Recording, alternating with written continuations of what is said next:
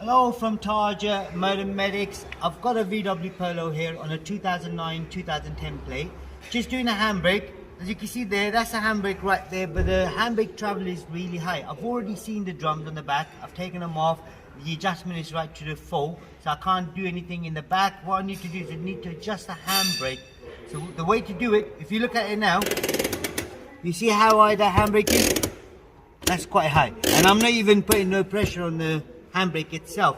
Now to do it, there's two things you need to remove. The first one is this one here. If you remove this cover, gently lift the cover up, that's down. You bring this down, even though you don't have to remove it, but you then get a flat screwdriver, wedge the screwdriver in there, so make sure you don't damage the body, and then gently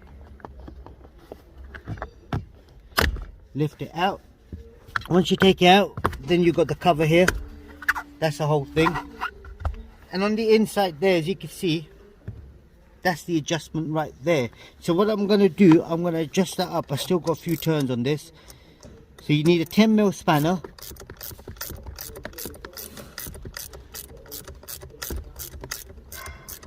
It is quite a simple procedure on this one anyway, so just going to get the light. Yep, perfect.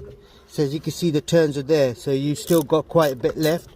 So what I'm going to do, make sure I don't want to really fully adjust it, so you still got a bit of slack on the wires. So that's pretty good now. We're just going to see how the handbrake is. If I look, that's pretty good now. So that's me pulling quite hard. So that's what it was. I mean, that's perfect. It's better than before. Wow, that's good. Not bad. That's all it was. If there is anything else you need to know, there is a playlist for VW. You can check it out, and there's a playlist for service reset as well. Check that out, and don't forget to subscribe to our YouTube channel. Like the video. Thank you, and goodbye.